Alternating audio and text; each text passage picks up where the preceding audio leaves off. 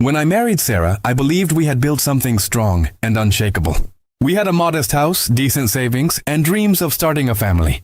For years I worked long hours, taking every extra shift I could, just so we could live comfortably. But instead of gratitude, I got betrayal. Sarah started seeing another man, hiding behind excuses of working late and going out with friends. It all came crashing down one evening when she packed her bags and walked out, straight into the arms of someone else. At first, I was destroyed. My world collapsed overnight. I couldn't sleep, couldn't eat, and couldn't understand how the woman I loved could so easily replace me. But once the shock faded, something inside me hardened. She wanted to leave, fine, but she wasn't going to live off my hard-earned money while playing house with her new lover. The very next morning, I went to the bank and shut down every joint account. The credit cards I had given her were cancelled. The car in her name? Repossessed because it was registered under my company. Within a week, Sarah went from living in comfort to scrambling for basic needs. I thought that would be the end of it, but I underestimated her. One afternoon, a man in a sharp suit showed up at my door. He introduced himself as Sarah's attorney and demanded I continue supporting her financially, claiming she had become accustomed to a certain lifestyle. I almost laughed in his face. I told him that lifestyle was built on my sacrifice and loyalty. Two things Sarah had thrown away. The lawyer tried to threaten me with divorce settlements and spousal support claims. But I had come prepared. Every receipt, every expense, every record of my overtime hours was neatly filed. I had proof that Sarah had contributed next to nothing financially.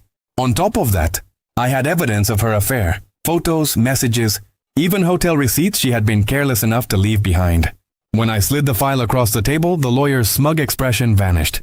He cleared his throat, shuffled the papers, and suddenly started talking in circles.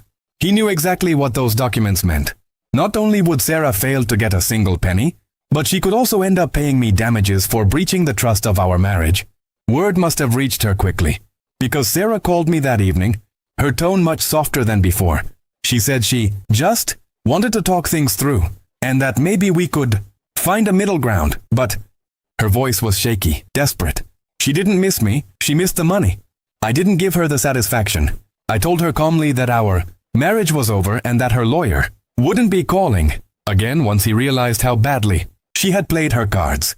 I also mentioned I'd be filing for divorce myself, making sure she walked away with nothing but her guilt. The silence on the other end of the line told me she understood. Weeks later, the divorce papers were finalized. The judge reviewed everything and sided entirely with me. Sarah got nothing, no alimony, no share of my savings, and not even the car she thought was hers. Her lawyer didn't even show up to the last hearing. He had already admitted defeat. I heard through mutual friends that her new man wasn't as generous as she'd imagined. Without my support, Sarah struggled to keep up the lifestyle she was so desperate to maintain. She had gambled on comfort and greed, and she had lost everything. As for me, the bitterness slowly turned into freedom. I no longer had to carry the weight of someone who saw me only as a wallet. I rebuilt my life, poured my energy into my career, and eventually found peace in knowing I had stood my ground. What Sarah thought would be her victory became her downfall. She left me believing she was upgrading, but in reality, she had stepped off a cliff with no safety net. And I didn't bother to catch her. In the end, my revenge wasn't loud or dramatic. It was simply taking back control of what was mine and letting her taste the consequences of her choices. Sarah learned too late that betrayal doesn't just cost love, it costs comfort, security, and dignity. She walked away with nothing, while I walked away stronger.